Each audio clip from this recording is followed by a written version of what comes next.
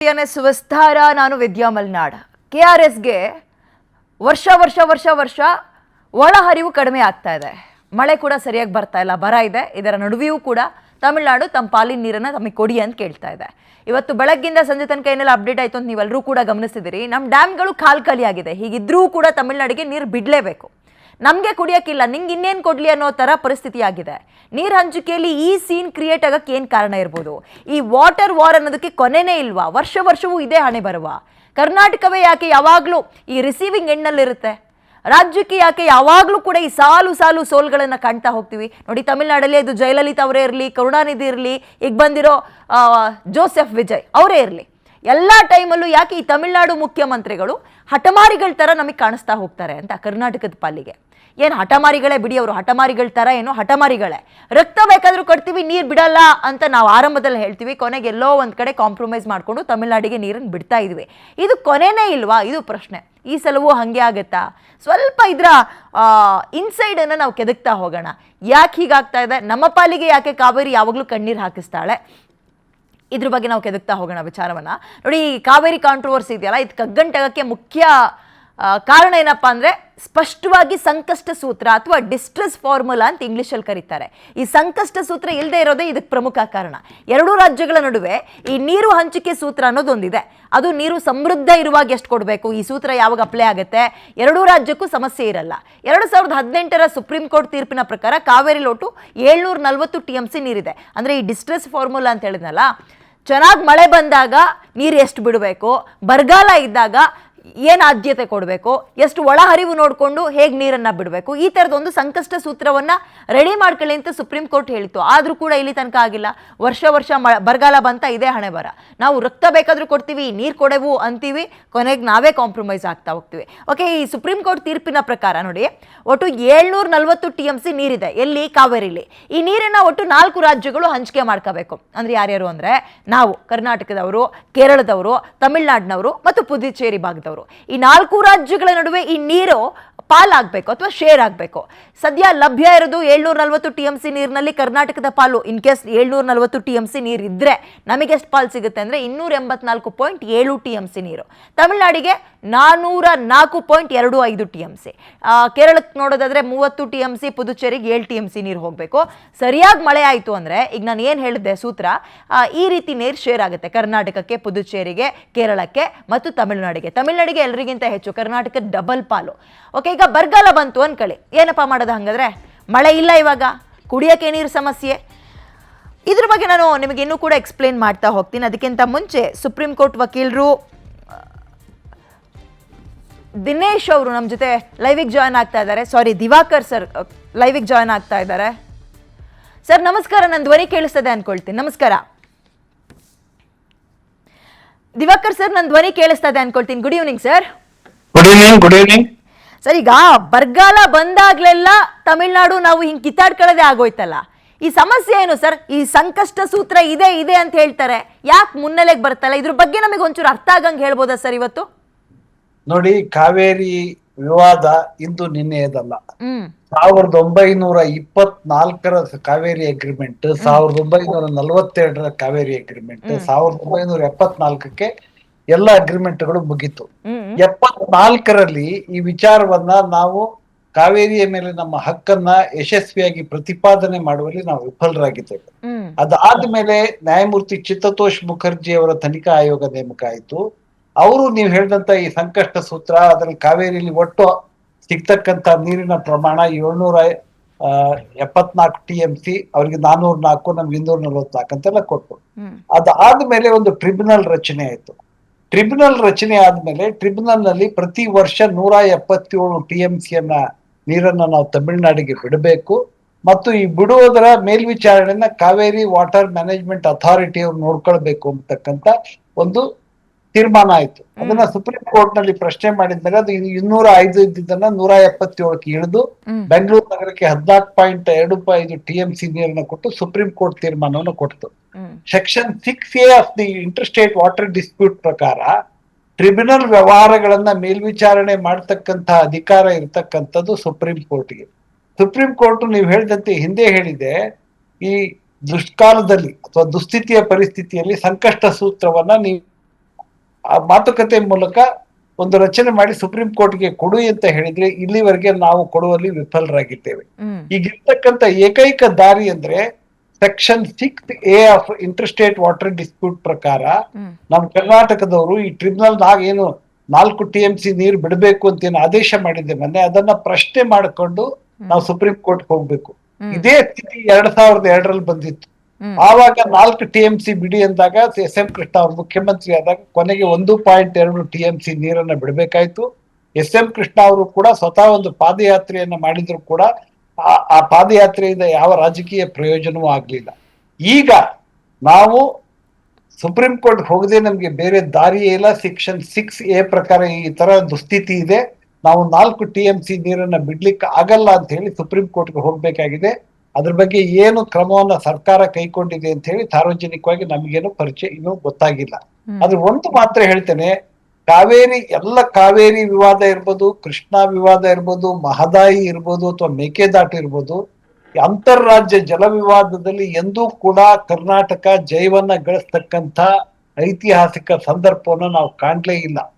ಪ್ರತಿ ವಿವಾದದಲ್ಲೂ ಕೂಡ ಕರ್ನಾಟಕ ಒಂದು ಮಲತಾಯಿ ಧೋರಣೆಗೆ ಕೇಂದ್ರ ಸರ್ಕಾರದಿಂದ ಮತ್ತು ಪಕ್ಕದ ರಾಜ್ಯದಿಂದ, ಉದಾಹರಣೆಗೆ ಮಹದಾಯಿ ಯೋಜನೆ ತಗೊಳ್ಳಿ, ಸಮುದ್ರಕ್ಕೆ ನೀರು ಬಿಡ್ತಾ ಇದ್ದಾರೆ, ಗೋವಾದಲ್ಲಿ ಇರಿಗೇಷನ್ ಇಲ್ಲ, ಆದ್ರೂ ಕೂಡ ನಮ್ಮ ಮಹದಾಯಿ ಯೋಜನೆಗೆ ಸುಪ್ರೀಂ ಕೋರ್ಟ್ ಸ್ಟೇ ಕೊಟ್ಟಿದೆ. ಎಲ್ಲಿ ನಾವು ವಿಫಲರಾಗಿದ್ದೇವೆ ಅಂದ್ರೆ, ಇಲ್ಲಿವರೆಗೆ ಕರ್ನಾಟಕ ರಾಜ್ಯದಲ್ಲಿ ನಮ್ಮ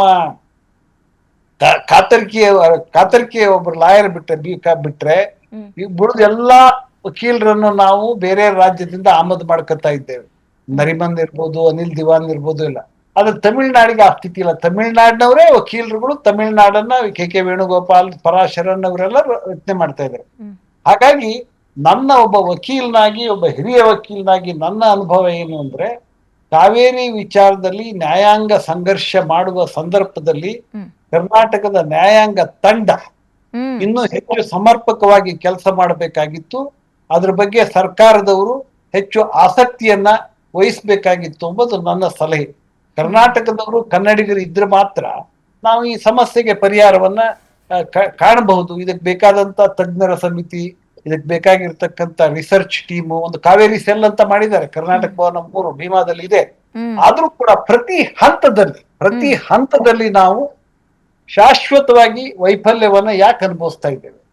ಇದ್ರ ಬಗ್ಗೆ ನಮ್ಮ ನೀರಾವರಿ ತಜ್ಞರು ಅನೇಕ ಜನ ಇದ್ದಾರೆ, ಕ್ಯಾಪ್ಟನ್ ರಾಜಾರಾವ್ ಅವರು, ಅವ್ರದ್ದೆಲ್ಲವನ್ನ ಸಲಹೆ ತಗೊಂಡು ಇದಕ್ಕೆ ತಾಳ್ಮೆಯಿಂದ ಒಂದು ಕಾನ್ಸಂಟ್ರೇಟೆಡ್ ಈಗ ಇದಕ್ಕೆ ಬೆಂಕಿ ಬಿದ್ದಾಗ ನೀರು ಹಾರಿಸ್ತಾರೆ, ನಾಳೆ ಸರ್ವಪಕ್ಷ ಸಭೆ ಕರೀತಾರೆ. ಬೆಂಕಿ ಬಿದ್ದಾಗ ಗುಡ್ಡ ನೀರಾಗುದ್ರು ಅಥವಾ ಬಾವಿ ತೋಡುದು ಅಂತ ನಾಳೆ ಸರ್ವಪಕ್ಷ ಸಭೆಯಲ್ಲಿ ಏನ್ ತೀರ್ಮಾನ ಆಗುತ್ತೆ? ನಮ್ಗೆ ನೀರಿಲ್ಲ, ನೀರ್ ಬಿಡಕ್ಕಾಗಲ್ಲ, ಸುಪ್ರೀಂ ಕೋರ್ಟ್ ನ ಅಪ್ರೋಚ್ ಮಾಡಿ. ಆದ್ರೆ ದುರಂತ ಏನು ಅಂದ್ರೆ, ನಿನ್ನೆ ದಿವಸ ಕರ್ನಾಟಕದ MP ಗಳೆಲ್ಲ ಕೇಂದ್ರದ ಜಲಶಕ್ತಿ ಸಚಿವರನ್ನ ಭೇಟಿ ಮಾಡಿದ್ದಾರೆ. ಅಲ್ಲಿ ಅವರು ಮೇಕೆದಾಟು, ಸ್ವತಃ ಇರಿಗೇಷನ್ ಮಂತ್ರಿ ಅಂತ ಬೊಮ್ಮಾಯಿ ಅವರು ಕೂಡ ಪಾರ್ಲಿಮೆಂಟ್ ಅಲ್ಲಿ ಇದ್ದಾರೆ, ಮುಖ್ಯಮಂತ್ರಿಗಳಂತ ಜಗದೀಶ್ ಶೆಟ್ಟರ್, ಇವರೆಲ್ಲ ಇದ್ರು ಕೂಡ ಕರ್ನಾಟಕದ ಹಿತವನ್ನ ಕಾಪಾಡತಕ್ಕಂತ ಒಂದು ಗಟ್ಟಿ ಧ್ವನಿ ಅಥವಾ ನೀರಾವರಿ ಬಗ್ಗೆ ಹಿಂದೆ ಪಾರ್ಲಿಮೆಂಟ್ ನಲ್ಲಿ ಹೇಗೆ HN ನಂಜೇಗೌಡರು, ಮುಲ್ಕಾ ಗೋವಿಂದ ರೆಡ್ಡಿ ಇವರೆಲ್ಲ ಲಕ್ಕಪ್ಪ ಈ ತರ MP ಕರ್ನಾಟಕದ ಧ್ವನಿಯನ್ನ ಎತ್ತಿ ಮಾತಾಡ್ತಿದ್ರು.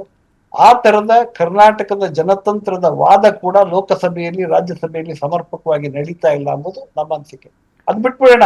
ಈಗ ನ್ಯಾಯಾಂಗೀಯವಾಗಿ ನಿನ್ನೆ ಟ್ರಿಬ್ಯುನಲ್ ಆದೇಶ ಕೊಟ್ಟ ತಕ್ಷಣ ಸೆಕ್ಷನ್ 6A ಪ್ರಕಾರ ಸುಪ್ರೀಂ ಕೋರ್ಟ್ ಇದೆ ಮಾನಿಟರಿಂಗ್ ಮೆಕ್ಯಾನಿಸಮ್.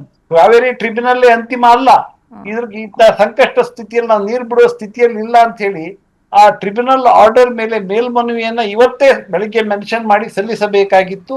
ಅದನ್ನ ಯಾಕೆ ಸಲ್ಲಿಸಿಲ್ಲ ಅಂತ ನನಗಂತೂ ಅರ್ಥ ಆಗ್ತಾ ಇಲ್ಲ. ಸರ್ ಕರೆಕ್ಟ್, ನೀವ್ ಹೇಳಿದ್ದು ನಮ್ಮಲ್ಲಿ ಪ್ರಬಲವಾಗಿ ಅವ್ರಿಗೆ ಅರ್ಥ ಮಾಡಿಸುವಲ್ಲಿ, ವಸ್ತುಸ್ಥಿತಿ ಅರ್ಥ ಮಾಡಿಸುವಲ್ಲಿ ಫೇಲ್ಯೂರ್ ಆಗ್ತಾ ಇದಾರೆ ಅಂತ. ಬಟ್ ಹೇಗೆ ನೋಡಿದ್ರು ಕೃಷಿ ವರ್ಸಸ್ ಕೃಷಿ ಅಂತ ಬಂದಾಗ ಬಿಡಿ ಅನ್ಬೋದು, ಬಟ್ ಇಲ್ಲಿ ಹಂಗಲ್ಲ. ಮಾನವೀಯತೆ ಅಥವಾ ಕುಡಿಯೋ ನೀರು ವರ್ಸಸ್ ಕೃಷಿ ಅಂತ ಬರ್ತಾ ಇದೆ. ಆದ್ಯತೆ ಯಾರಿಗೆ ಸರ್ ಸಿಗ್ಬೇಕು? ಹಂಗಾದ್ರೆ ಅವ್ರು ಏನೇ ತಿಪ್ಪರ್ಲಾಕಿ ಹಾಕಿ ಅಥವಾ ಏನೇನೋ ಒಂದು ಟೆಕ್ನಿಕಲ್ ಪಾಯಿಂಟ್ಸ್ ಅನ್ನ ವಾದವನ್ನ ಮುಂದಿಡ್ಲಿ, ಇಲ್ಲಿ ಕುಡಿಯೋ ನೀರಲ್ವಾ ಸರ್ ನಾವು ಕೇಳ್ತಾ ಇರೋದೀಗ? ಅಲ್ಲ ಮೇಡಮ್, ಇವತ್ತು ನಮ್ಮ ಕರ್ನಾಟಕದ ಎಲ್ಲಾ ಡ್ಯಾಮ್ಗಳಲ್ಲಿ ಒಟ್ಟು ಇಡೀ ಕರ್ನಾಟಕದ ಡ್ಯಾಮ್ ನಲ್ಲಿ ಇರ್ತಕ್ಕಂತ ನೀರೇ 27 TMC ಡೆಡ್ ಸ್ಟೋರೇಜ್ ಬಿಟ್ರೆ ಆದ್ರೆ ಅವ್ರು ಆಲ್ರೆಡಿ ಮೆಟ್ಟೂರ್ನಲ್ಲಿ 40 TMC ಇದೆ ಅಂತ ಅವರೇ ಒಪ್ಕೊಂಡಿದ್ದಾರೆ. ಹ್ಮ್ ಅವ್ರಿಗೆ ದುಸ್ಥಿತಿ ಪ್ರಶ್ನೆ ಇಲ್ಲ, 40 TMC ಇದೆ, ಸೌತ್ ವೆಸ್ಟ್ ಮಾನ್ಸೂನ್ ಅವ್ರಿಗೆ ಬರುತ್ತೆ. ಇದ್ದಾಗ್ಲೂ ಕೂಡ ಇವತ್ತು ನಮ್ಮಲ್ಲಿ ಮಂಡ್ಯದಲ್ಲಿ ನಮ್ಮಲ್ಲಿ ಮೊನ್ನೆ ಮುಖ್ಯಮಂತ್ರಿಗಳಾದ DK ಶಿವಕುಮಾರ್ ಅವರು ಹೇಳಿದ್ರು, ನಾವು ಬಹಳ ಕುಡಿಯಕ್ಕೆ ನೀರು ಕೊಡ್ತೇವೆ, ಆದ್ರೆ ಕೃಷಿಗೆ ನೀರನ್ನ ಹರಿಸುವ ಭರವಸೆಯನ್ನ ಕೊಡೋ ಸ್ಥಿತಿಯಲ್ಲಿಲ್ಲ. ಅದರಿಂದ ಯಾರು ನೀರಿನ ಆಧಾರದ ಮೇಲೆ ಬೆಳೆ ಬೆಳೀತಕ್ಕಂಥ ಎಚ್ಚರಿಕೆ ವಹಿಸ್ಬೇಕು, ಕುಡಿಲಿಕ್ಕೆ ಮಾತ್ರ ನಮ್ಮಲ್ಲಿ ನೀರಿದೆ ಅಂತ ಹೇಳಿದ್ದಾರೆ. ಆದ್ರೆ ಎಲ್ಲೋ ಒಂದು ಕಡೆ ಕರ್ನಾಟಕದ ಧ್ವನಿ ತುಂಬಾ ಕ್ಷೀಣವಾಗಿದೆ. ಇದು ಹೆಚ್ಚು ಅಬ್ಬರದಿಂದ ಕೇಳಬೇಕು, ನ್ಯಾಯಾಂಗೀಯವಾಗಿ, ಆಡಳಿತಾತ್ಮಕವಾಗಿ, ರಾಜಕೀಯವಾಗಿ, ಪಕ್ಷಾತೀತವಾಗಿ ಕೇಳಬೇಕು. ಇವತ್ತ್ಯಾರೋ ರವಿಕುಮಾರ್ ಅಂತ ಬಿಜೆಪಿ ಅವರೊಬ್ರು ಹೇಳಿಕೆ ಕೊಟ್ಟಿದ್ದಾರೆ, ಕಾವೇರಿ ವಾಟರ್ ಮ್ಯಾನೇಜ್ಮೆಂಟ್ ಮುಂದೆ ನಾವು ಸರಿಯಾಗಿ ವಾದ ಮಂಡಿಸಿಲ್ಲ. ಈ ರಾಜಕೀಯ ಬಾಯಿ ಚಪಲಗಳಿಗೆ ನಾವು ಯಾರೂ ಕೂಡ ರಾಜ್ಯದ ಹಿತವನ್ನ ಬಲಿ ಕೊಡಬಾರ್ದು ಎಂಬುದು ನನ್ನ ಅನಿಸಿಕೆ. ಅದರಿಂದ ಪಕ್ಷವನ್ನ ಮೀರಿ, ರಾಜಕೀಯವನ್ನ ಮೀರಿ ಇರ್ತಕ್ಕಂಥ ವಾಸ್ತವ ಸ್ಥಿತಿ ಇದ್ರೆ ಯಾರು ಕರುಣೆಯ ಅವಶ್ಯಕತೆ ಇಲ್ಲ. ಕುಡಿಯಕ್ಕೆ ನೀರಿಲ್ಲ, ಬೆಂಗಳೂರಿನಲ್ಲಿ ಕೆಲವು ಏರಿಯಾಗಳಿಗೆ ನೀರೇ ಬರ್ತಾ ಇಲ್ಲ. ಬೆಂಗಳೂರು, ಮಂಡ್ಯ, ಮೈಸೂರು ಇಲ್ಲ, ಕುಡಿಯೋ ನೀರಿಲ್ಲ, ಜಾನುವಾರುಗಳಿಗೆ ನೀರಿಲ್ಲ. ಇಂಥ ಸ್ಥಿತಿಯಲ್ಲಿ ನಮ್ಮ ವಾದ ಹೆಚ್ಚು ಸಮರ್ಪಕವಾಗಬೇಕು, ಹೆಚ್ಚು ಸಮರ್ಥನೀಯವಾಗಬೇಕು. ಒಂದು ಕಾಯಂ ಒಂದು ಲೀಗಲ್ ಟೀಮ್ ಇರಬೇಕು. ಬೇಕಾದ್ರೆ ನಮ್ಮಲ್ಲಿ ಅತ್ಯಂತ ಪ್ರತಿಭಾವಂತ ಇಂಜಿನಿಯರ್ಗಳಿದ್ದಾರೆ, ವಕೀಲರುಗಳಿದ್ದಾರೆ. ಆದ್ರೂ ಕೂಡ ಒಂದು ತಂಡವಾಗಿ ಕೆಲಸ ಮಾಡುವಲ್ಲಿ ನಾವು ವಿಫಲರಾಗಿದ್ದೇವೆ ಅಂತ ನಂಗೆ ಅನ್ಸುತ್ತೆ. ಈ ಸಂಕಷ್ಟ ಸೂತ್ರ, ಡಿಸ್ಟ್ರೆಸ್ ಫಾರ್ಮುಲಾ ಅಂತ ಹೇಳ್ತಾ ಇದ್ರಿ ಅಲ್ಲ ಸರ್, ಸುಪ್ರೀಂ ಕೋರ್ಟು ಹೇಳಿದೆ ಪರಿಸ್ಥಿತಿ ಬಂದಾಗ ಅದನ್ನ ರೆಡಿ ಮಾಡ್ಕೊಳ್ಳಿ ಅಂತ. ಯಾಕೆ ಆಗ್ತಾ ಇಲ್ಲ? ತಮಿಳ್ನಾಡು ಬಿಡ್ತಾ ಇಲ್ವಾ? ಇದ್ರಲ್ಲಿ ನಾವು ಮಾಡ್ಬೇಕಾಗಿರೋದು ಏನ್ ಸರ್? ಸಂಕಷ್ಟ ಸೂತ್ರ ತಮಿಳ್ನಾಡು ಬಿಡುತ್ತೋ ಇಲ್ವೋ, ನಾವು ಸಂಕಷ್ಟ ಹೀಗಿದೆ, ಈ ಸಂದರ್ಭದಲ್ಲಿ ನೀರು ಬಿಡಕ್ ಆಗೋದಿಲ್ಲ, ಕುಡಿಲಿಕ್ಕೆ ನಮ್ಗೆ ಬೆಂಗಳೂರಿಗೆ ಇಷ್ಟು ನೀರು ಬೇಕು, ಮಂಡ್ಯಕ್ಕೆ ಇಷ್ಟು ಬೇಕು, ಮೈಸೂರಿಗೆ ಇಷ್ಟು ಬೇಕು, ಬೇರೆ ಬೇರೆ ಉದ್ದೇಶಗಳಿಗೆ ಇಷ್ಟು ಬೇಕು, ನಮ್ಮ ಹತ್ರ ನೀರಿಲ್ಲ. ಅದರಿಂದ ಸಂಕಷ್ಟದಲ್ಲಿ ನಮ್ಮ ನೀರು ಇರಿಗೇಷನ್ ಪ್ರಿಯಾರಿಟಿ ಕೊಡಕ್ ಸಾಧ್ಯ ಇಲ್ಲ, ಕುಡಿಲಿಕ್ಕೆ ಮಾತ್ರ ಇಂತಹ ಸಂದರ್ಭದಲ್ಲಿ ನಾವು ನೀರನ್ನ ಇಟ್ಕೊಳ್ತೇವೆ ಎಂಬತಕ್ಕಂತ ವಿಚಾರವನ್ನ ನೀವು ಸುಪ್ರೀಂ ಕೋರ್ಟ್ ಗಮನಕ್ಕೆ ತಂದಿಲ್ವಲ್ಲ ಇನ್ನು. ಸಂಕಷ್ಟ ಸೂತ್ರ ಅಂದ್ರೆ ಅದೇ ಅಲ್ವಾ? ಸಂಕಷ್ಟ ಸೂತ್ರ ಅಂದ್ರೆ ಒಂದು ರೊಟ್ಟಿ ಇದ್ದಾಗ ಹಂಚ್ಕೊಂಡು ತಿನ್ನೋದು, ರೊಟ್ಟಿನೇ ಇಲ್ಲ ಅಂದಾಗ ಇನ್ ಹಿಟ್ಟು ತಿನ್ನಕ್ಕಾಗತ್ತ? ತಮಿಳ್ನಾಡು ಯಾವತ್ತೂ ಕೂಡ ನೋಡಿ, ತಮಿಳ್ನಾಡಿನಲ್ಲಿ ಒಬ್ಬ ಮುಖ್ಯಮಂತ್ರಿಯಾಗಿ ದಿವಂಗತ ಸೆಲ್ವಿ ಜಯಲಲಿತಾ ಉಪವಾಸ ಸತ್ಯಾಗ್ರಹ ಮಾಡಿದ್ರು ಕಾವೇರಿ ನೀರಿಗೆ. ಆ ತರದ ಹೋರಾಟ ಯಾವತ್ ಮಾಡಿದೀವಿ ನಾವು ಕರ್ನಾಟಕದಲ್ಲಿ? ಯಾರು ಮಾಡಿದ್ದಾರೆ? ನಾನು ಅದನ್ನೇ ಹೇಳುದು. ಒಂದ್ಸಲ ಪಾಪ ದಿವಂಗತ SM ಕೃಷ್ಣ ಅವ್ರ ಪಾದಯಾತ್ರೆ ಪ್ರಾರಂಭ ಮಾಡಿದ್ರು, ಮಂಡ್ಯಕ್ಕೆ ಹೋಗೋದಾಗ ವಾಪಸ್ ಬರ್ಬೇಕಾಯ್ತು. ಅವ್ರಿಗೆ ಕಂಟೆಂಪ್ಟ್ ಆಫ್ ಕೋರ್ಟ್ ಫೇಸ್ ಮಾಡ್ಬೇಕಾಯ್ತು ಸುಪ್ರೀಂ ಕೋರ್ಟ್ ಮುಂದೆ. ಅವರು ಮತ್ತು ಒಂದಿನ ಕಾನೂನು ಸಚಿವರಾಗಿರ್ತಕ್ಕಂಥ DB ಚಂದ್ರೇಗೌಡರು ಸುಪ್ರೀಂ ಕೋರ್ಟ್ ಮುಂದೆ ನಿಲ್ಬೇಕಾಯ್ತು. ಅದ್ರಿಂದ ನಾನು ಹೇಳೋದು, ಸುಪ್ರೀಂ ಕೋರ್ಟ್ ನಲ್ಲಿ ಕಾಯಂ ಆಗಿ ಇಂಟರ್ ಸ್ಟೇಟ್ ವಾಟರ್ ಡಿಸ್ಪ್ಯೂಟ್ ಸಮಸ್ಯೆ ಬಗ್ಗೆ ನಮ್ಮ ಕರ್ನಾಟಕದಲ್ಲಿ ಅನೇಕ ಜನ ನಿವೃತ್ತ ಸುಪ್ರೀಂ ಕೋರ್ಟ್ ನ್ಯಾಯಾಧೀಶರುಗಳಿದ್ದಾರೆ, ಬೇಕಾದಷ್ಟು ಜನ ಬೆಂಗಳೂರಿನಲ್ಲಿ ಚೀಫ್ ಜಸ್ಟಿಸ್ ಇದ್ದಾರೆ, ಅನೇಕ ನ್ಯಾಯಾಂಗ ತಜ್ಞರಿದ್ದಾರೆ, ಅವರ ಅನುಭವ ಇಡೀ ರಾಷ್ಟ್ರ ಮಟ್ಟದಲ್ಲಿದೆ. ಇಷ್ಟೆಲ್ಲ ಇದ್ದಾಗ ಅವರ ಸಲಹೆಯನ್ನು, ಅವರೊಂದು ವಿಧಾನಸೌಧಕ್ಕರ ಸಲಹೆಯನ್ನ ಕೇಳ್ತಕ್ಕಂಥ ಔದಾರ್ಯ ಮತ್ತು ಸಮಯ ನಮ್ಮ ಆಡಳಿತ ವ್ಯವಸ್ಥೆಗೆ ಇಲ್ಲ ಅಂತ ಒಂದೊಂದ್ಸರಿ ಶೋಚನೀಯ ಆಗತ್ತೆ. ನೀವು ಸರ್ವಪಕ್ಷ ಸಭೆ ಕರೀರಿ, ಬೇಡ ಅನ್ನಲ್ಲ. ಆದ್ರೆ ಅದಕ್ಕಿಂತಲೂ ಹೆಚ್ಚು ಸುಪ್ರೀಂ ಕೋರ್ಟ್ ಮುಂದೆ ಏನು ವಾದ ಮಂಡಿಸ್ಬೇಕು ಅಂತ ಹೇಳಿ ಇಡೀ ಸುಪ್ರೀಂ ಕೋರ್ಟ್ ನ ಚೀಫ್ ಜಸ್ಟಿಸ್ ಆದವ್ರು ಇಬ್ಬರಿದ್ದಾರೆ ಕರ್ನಾಟಕದಲ್ಲಿ, ರಾಜೇಂದ್ರ ಬಾಬು ಸಾಹೇಬರು, ವೆಂಕಟಾಚಲಯ್ಯನವರು. 7-8 ಜನ ರಿಟೈರ್ಡ್ ಸುಪ್ರೀಂ ಕೋರ್ಟ್ ಜಡ್ಜಸ್ ಇವತ್ತು ಬೆಂಗಳೂರಿನಲ್ಲಿದ್ದಾರೆ. ಎಲ್ಲರೂ ಕನ್ನಡಿಗರೇ, ಕನ್ನಡದ ಹಿತವನ್ನು ನಿವೃತ್ತಿಯ ನಂತರ ಬೆಂಗಳೂರಿನಲ್ಲೇ ವಾಸವಾಗಿದ್ದಾರೆ. ಅವ್ರನ್ನೆಲ್ಲ ಕರೆದು ಅಥವಾ ಅವ್ರ ಮನೆಗಳಿಗೆ ಹೋಗಿ ಒಂದು ಇರಿಗೇಷನ್ ಮಿನಿಸ್ಟರ್ ಆಗ್ಲಿ, ಸೆಕ್ರೆಟರಿಗಳಾಗಿ ಮಾತಾಡಿ ಅವ್ರ ಸಲಹೆ ಕಾವೇರಿ ರಾಜಕೀಯವಾಗೇ ಇರ್ಲಿ ಅಂತನಾ ಸರ್ ರಾಜಕೀಯ ನಾಯಕರ ಆಸೆ?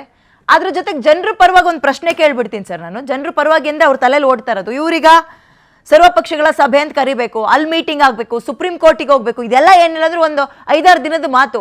ಅಲ್ಲಿ ತನಕ ಇವ್ರು ಕೇಳಿರೋ ನೀರನ್ನ ಬಿಡ್ತಲೇ ಇರ್ಬೇಕಾ ಸರ್? ನಾವು ಬಿಡ್ಲಿಲ್ಲ ಅಂದ್ರೆ ಯಾವ ರೀತಿ ಸಮಸ್ಯೆನ ಕರ್ನಾಟಕ ಫೇಸ್ ಮಾಡ್ಬೇಕಾಗಿ ಬರುತ್ತೆ?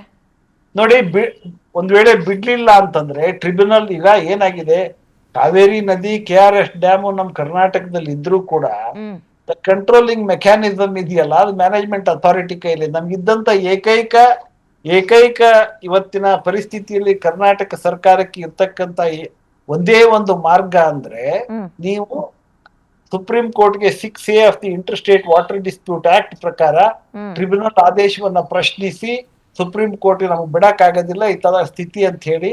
ಯಾಕಂದ್ರೆ ಕಾವೇರಿ ವಾಟರ್ ಮ್ಯಾನೇಜ್ಮೆಂಟ್ ಅಥಾರಿಟಿ ಕೂಡ ಸುಪ್ರೀಂ ಕೋರ್ಟ್ ನಿರ್ಮಿಸಿದ ಒಂದು ಶಿಶು, ಅಥವಾ ಸುಪ್ರೀಂ ಕೋರ್ಟ್ ನ ಸೂಪರ್ವೈಸರಿ ಅಥಾರಿಟಿ ಅನ್ನೋದು ಅಬ್ರೋಗೇಟ್ ಮಾಡಿಲ್ಲ. Supreme court still holds. Supreme court ನಾವು ಈ ಮ್ಯಾನೇಜ್ಮೆಂಟ್ ಅನ್ನು ಯಾವತ್ತೂ ಸೂಪರ್ವೈಸ್ ಮಾಡ್ತೀವಿ 6A ಪ್ರಕಾರ ಅಂತ ಹೇಳಿ ಈಗ ಆಲ್ರೆಡಿ ಹೇಳಿರೋದ್ರಿಂದ ನಾವು ಸುಪ್ರೀಂ ಕೋರ್ಟ್ ನ ಮನವೊಲಿಸ್ತಕ್ಕಂತ ಪ್ರಶ್ನೆ ನಾನು ನಿರೀಕ್ಷೆ ಮಾಡಿದ್ದೆ. ಇವತ್ತು ಬೆಳಿಗ್ಗೆನೆ ಅಪ್ರೋಚ್ ಮಾಡ್ತಾರೆ ಕರ್ನಾಟಕ ಗವರ್ಮೆಂಟ್ ಒಬ್ಬ ವಕೀಲನಾಗಿ ಹಿಂದೆ ಸರ್ಕಾರದ ಭಾಗವಾಗಿ ಕೆಲಸ ಮಾಡಿರ್ತಕ್ಕಂತ ನಾನು ನಿರೀಕ್ಷೆ ಮಾಡಿದೆ. ಯಾವ ಕಾರಣಕ್ಕಾಗಿ ಮಾಡಿಲ್ಲ ಅಂತ ಹೇಳಿ ನನಗೆ ಯಾವುದೇ ವರದಿಗಳು ನನಗೆ ತಿಳಿತಾ ಇಲ್ಲ ಈಗ. ಆದ್ರೆ ಈಗ ಇವತ್ತು ನೋಡಿ, ಸುಪ್ರೀಂ ಕೋರ್ಟ್ಗೆ ನೀವು ಮಧ್ಯರಾತ್ರಿ ಕೂಡ ಜಡ್ಜ್ ಮನೆಗೆ ಹೋಗಿ ಬಾಗಿಲು ತಟ್ಟಿ ನ್ಯಾಯ ಕೇಳತಕ್ಕಂತ ಅವಕಾಶಗಳು ಅನೇಕ ಸಂದರ್ಭದಲ್ಲಿ ನಾವು ನೋಡಿದ್ದೇವೆ. ಇದು ಕೂಡ ಅಂತ ಪರಿಸ್ಥಿತಿ. ಆ ಒಂದು ವಾರ್ ಫುಟಿಂಗ್ ಅಂತ ಹೇಳ್ತಾರೆ, ಸಮರೋಪಾದಿಯಲ್ಲಿ ನಾವು ಇದು ಕೆಲಸವನ್ನ ಮಾಡಬೇಕಾಗಿತ್ತು. ಅದು ಆಗಿಲ್ಲ. ಅದು ನ್ಯಾಯಾಂಗೀಯ ತಂಡದ ದೋಷವೋ ಸರ್ಕಾರದ ದೋಷವೋ ಅಥವಾ ಇದು ತೀರ್ಮಾನ ತಗೊಳ್ಬೇಕಾಗಿರೋರು ಯಾರು ಎಂಬುದನ್ನ ನಾವು ಯೋಚನೆ ಮಾಡಬೇಕು. ಅದಕ್ಕೆ ಈ ತೀರ್ಮಾನ ತಗೊಳ್ಳೋರು ಯಾರು ಅಂತ. ಹಿಂದೆ ಬಹಳ ಬಲಿಷ್ಠ ಧ್ವನಿ ಇದ್ರು ಪಾರ್ಲಿಮೆಂಟ್ ಅಲ್ಲಿ. ಎನ್ ನಂಜೇಗೌಡ್ರಂತವ್ರು, ಅವರು ಪಾರ್ಲಿಮೆಂಟ್ ಅಲ್ಲಿ ಈ ವಿಚಾರದಲ್ಲಿ ಅಧಿಕಾರವಾಣಿಯಿಂದ ಮಾತಾಡ್ತಕ್ಕಂಥದ್ದು. ಇವನ್ ಮಾಜಿ ಪ್ರಧಾನಿ ದೇವೇಗೌಡರು ಕೂಡ ತುಂಬಾ ಅಥಾರಿಟೇಟಿವ್ ಆಗಿ ಇಂಟರ್ ಸ್ಟೇಟ್ ವಾಟರ್ ಡಿಸ್ಪ್ಯೂಟ್ ಬಗ್ಗೆ ತುಂಬಾ ಸುದೀರ್ಘವಾದ ಅನುಭವ ಇರತಕ್ಕಂತ ನಾಯಕರಿದ್ದಾರೆ ನಮ್ಮಲ್ಲಿ, ಇಲ್ಲ ಅಂತಲ್ಲ.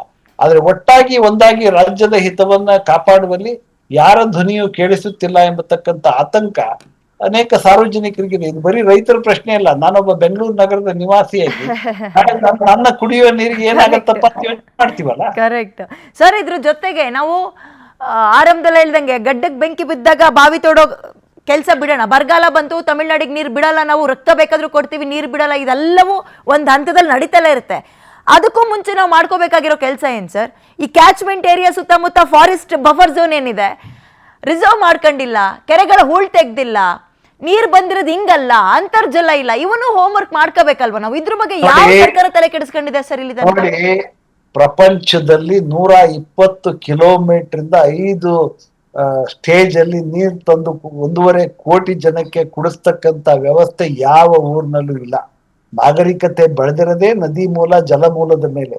ಬೆಂಗಳೂರು ನಗರಕ್ಕೆ ಇವತ್ತು ನದಿ ಮೂಲ ಅಂದ್ರೆ ಟಿಕೆಹಳ್ಳಿ, ತೊರೆಕಾಡಿನಹಳ್ಳಿಯಿಂದ ನಾವು ಕಾವೇರಿ ನೀರನ್ನು 5 ಸ್ಟೇಜ್ ಅಲ್ಲಿ ಪಂಪ್ ಮಾಡಿಕೊಂಡು ಕೊಡಬೇಕು. ಇವತ್ತು ಎಲ್ಲ ಕಾಲಕ್ಕೂ ಬೆಂಗಳೂರು ನಗರದಲ್ಲಿ ಇದ್ದಂತ ಸುಮಾರು 450 ಕೆರೆಗಳನ್ನ ಎಲ್ಲ ಬಸ್ ಸ್ಟ್ಯಾಂಡು, ಚೆನ್ನಮ್ಮನ ಕೆರೆ, ಅಚ್ಚುಕಟ್ಟು, ಬಸ್ ಸ್ಟ್ಯಾಂಡ್ ಎಲ್ಲವನ್ನು ಮಾಡಿ ಸ್ಟೇಡಿಯಂ ಎಲ್ಲ ಮಾಡಿ ಹಾಕ್ಬಿಟ್ಟಿದ್ದಾರೆ. ಇವತ್ತು ಎಲ್ಲೂ ಕೂಡ ಗ್ರೌಂಡ್ ವಾಟರ್ ಪರ್ಕೋಲೇಟ್ ಆಗ್ಲಿಕ್ಕೆ ಬೇಕಾಗಿರ್ತಕ್ಕಂತ ಮಣ್ಣೇ ಇಲ್ಲ. ಎಲ್ಲ ಕಡೆ ಕಾಂಕ್ರೀಟ್ ಇದೆ. ಹಾಗಾಗಿ ನಮ್ಗೆ ಕುಡಿಯೋ ನೀರಿಗೆ ಜಲಮೂಲಗಳು ಕೂಡ ಬತ್ತಿ ಹೋಗಿದೆ. ಇಂಥ ಒಂದು ನಮ್ಮ ಯೋಜನಾ ವೈಫಲ್ಯಗಳು ಕೂಡ ಇದಕ್ಕೆ ಕಾಂಟ್ರಿಬ್ಯೂಟ್ ಮಾಡಿದೆ. ಆದ್ರೆ ತಿಳ್ಕೊಳ್ಳಿ, 1.5 ಕೋಟಿ ಜನರಿಗೆ 140 ಕಿಲೋಮೀಟರ್ ಇಂದ ನೀರು ತಂದು ಕುಡಿಸುವ ಪ್ರಯತ್ನ ಇದೆ. ಕಾವೇರಿ ಮೂಲ ಮತ್ತದು ಕಾವೇರಿ ನೀರು ಕುಡಿಸುವ ಮೂಲ ಪ್ರಪಂಚದ ಎಲ್ಲೂ ಕೂಡ ಇಲ್ಲ. ಅದು ಬೆಂಗಳೂರು ಮಾತ್ರ. ಇದೊಂದು ನಾಗರಿಕತೆಯ ವಿಸ್ಮಯ ಅಂತ ಕೆಲವರು ಕೂಡ ಕರೆದಿದ್ದಾರೆ. ಆದ್ರೆ ಇವತ್ತು ನನ್ನ ಪ್ರಶ್ನೆ ಏನು ಅಂದ್ರೆ, ಈಗಿರ್ತಕ್ಕಂಥ ಒಂದೇ ದಾರಿ ಏನು? 6A of interstate water dispute act ಅಲ್ಲಿ tribunal order can be question before the supreme court. Do it fast. ಯಾಕೆ ಮಾಡ್ಲಿಲ್ಲ ಅನ್ನೋದು ಪ್ರಶ್ನೆ. Yes anyway, thank you so much sir. ಇಷ್ಟೊತ್ತು ವಿಸ್ತಾರ ಜೊತೆ ಮಾತಾಡಿದಿರಿ.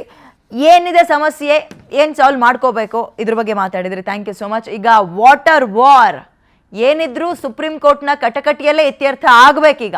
ಆಗತ್ತಾ? ತಮಿಳುನಾಡಿಗೆ ಸದ್ಯ ನೀರು ಬಿಡಕ್ಕೆ ಸಾಧ್ಯನೇ ಇಲ್ಲ ಅಂತ ಹೇಳ್ತಾ ಇದೆ ನಮ್ಮ ಸರ್ಕಾರ. ಅಂದರೆ ಇಲ್ವಲ್ಲ ನೀರು ಬಿಡಕ್ಕೆ. ಈಗ ತಮಿಳುನಾಡು ಅದಕ್ಕೂ ಕೂಡ ಟಕ್ಕರ್ ಕೊಡ್ತಾ ಇದೆ.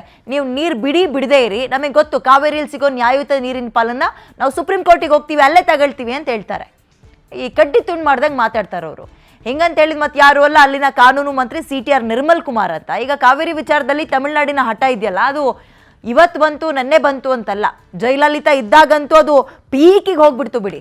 ಈಗಲೂ ತಮಿಳು ರಾಜಕಾರಣಿಗಳು ಅದನ್ನೇ ಫಾಲೋ ಮಾಡ್ತಾ ಇದ್ದಾರೆ. ತಮಿಳುನಾಡಿನ ಹಕ್ಕನ್ನು ನಾವು ಕದಿತಾ ಇದ್ದೀವಂತೆ. ಪದೇ ಪದೇ ನೀರು ಬಿಡಲ್ಲ ಅಂತ ಸುಮ್ಮನೆ ಹೆದರಿಸ್ತೀವಂತೆ.